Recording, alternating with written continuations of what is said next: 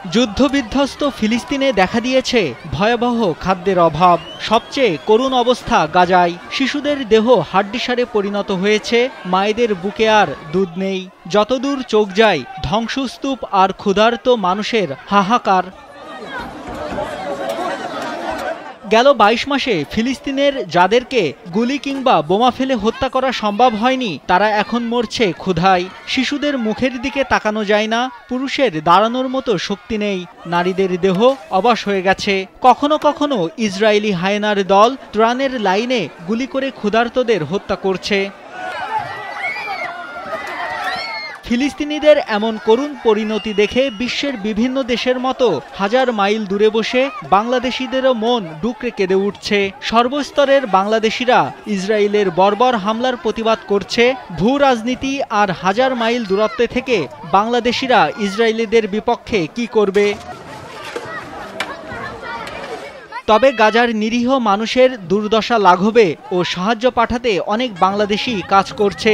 তেমনি ময়মনসিংহের ভালুকা উপজেলার হবিরবাড়ি ইউনিয়নের ডুবালিয়াপাড়া এলাকার ৪ তরুণ মোহাম্মদ আশিক, মোহাম্মদ রাকিব, মোহাম্মদ দেলোয়ার সরকার ও মোহাম্মদ পলাশ গড়ে তুলেছেন এক ব্যতিক্রমী মানবিক উদ্যোগ। তারা এক একজন এক এক পেশায় যুক্ত থাকলেও মানবিক দায়িত্ববোধ থেকে একত্রিত হয়ে তারা হাত বাড়িয়েছেন গাজার ক্ষুধার্ত ও বিপন্ন মানুষের পাশে। সে একদিন আমাকে বলতেছে যে পলাশ, আমরা ফিলিস্তিনে এক ভাইয়ের সাথে যোগাযোগ করতে পারছি, তাদেরকে আমাদের সাহায্য পাঠাতে হবে। আমি আর আশিক ভাই দুজন মিলে, রাকিব ভাই আছে, তারা আমরা ৫ জন মিলে কিছু টাকা কালেকশন করি।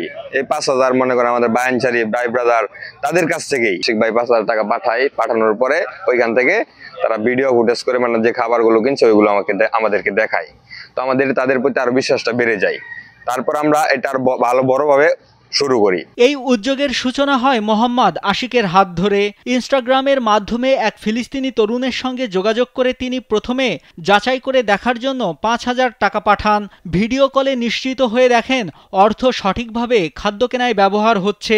এই স্বচ্ছতা ও আবেগ তাকে এবং তার বন্ধুদের আরো বৃহৎ পরিসরে কাজ করতে অনুপ্রাণিত করে। ফিলিস্তিনে একটা রিলস আমার সামনে আসলো, সেখানে এক ভাই বলতেছে, ভাই আমাকে $1 হলেও সাহায্য করুন, আমাদেরকে খেয়ে বাঁচতে দিন, আমরা খাবার চাই, আমরা খাবারের অনাহারে মারা যাচ্ছি। তো আমি তার সাথে ইনস্টাগ্রামে মেসেজ দিলাম। মেসেজ দেওয়ার পর সে মেসেজে রিপ্লাই দিল। সে আমাকে হোয়াটসঅ্যাপ নাম্বার দিল। অনেক মাধ্যমে তার সাথে আমরা ভিডিও কলে কথা বলছি এবং সমস্ত কিছু আমরা দেখছি। দুটো পরিমাণে একটা অ্যামাউন্ট তাদের কাছে পাঠিয়ে দেখবো যে আসলে টাকাটা জায়গা মতো যায় কিনা। তো আমরা প্রথমে ৫,০০০ টাকা কালেকশন করছি, অ্যারাউন্ড $40 মতো। তো আমরা সেটা তাদেরকে পাঠাইছি। পাঠানোর পর তারা বলছে যে হ্যাঁ ভাই, আমরা আপনাদের সাহায্য পেয়েছি, এবং তারা আমাদেরকে একটা ভিডিও বার্তা দিয়েছে, তারা কি কি খাবার কিনছে সেটাও দিয়েছে। পরবর্তীতে ৭-৮ ধাপে প্রায় ২০ লাখ টাকা সংগ্রহ করে পাঠানো হয় গাজায়। এই অর্থ দিয়ে গম, সবজি, রুটি, তেল, লবণ, আলু, পেঁয়াজ ও পানি সংগ্রহ করে গাজার খান ইউনিস এলাকায় প্রায় ৩০টি পরিবারের মধ্যে বিতরণ করা হয়। তো বিগত দিন থেকে আমরা প্রায় ২০ লক্ষ টাকা প্লাস আমরা ফিলিস্তিনি ভাইদেরকে পাঠাতে সক্ষম হয়েছি, আর সেই টাকা আমরা সঠিকভাবে খাবার বন্টন করতে পারতেছি। আর বর্তমানে তারা আরো বৃহৎ পরিসরে কাজ করার পরিকল্পনা করছেন। স্থানীয় বাজার ও দোকানপাট থেকেও সহায়তা সংগ্রহের উদ্যোগ চলছে। ইতোমধ্যে এলাকার আরো কয়েকজন তরুণ এই প্রচেষ্টায় যুক্ত হয়েছেন। ভালুকার এই ৪ তরুণ প্রমাণ করেছেন অর্থের প্রাচুর্য নয়, মানবিকতা থাকলেই অসহায় মানুষের পাশে দাঁড়ানো সম্ভব। নাইমুল হাসিব, কালবেলা।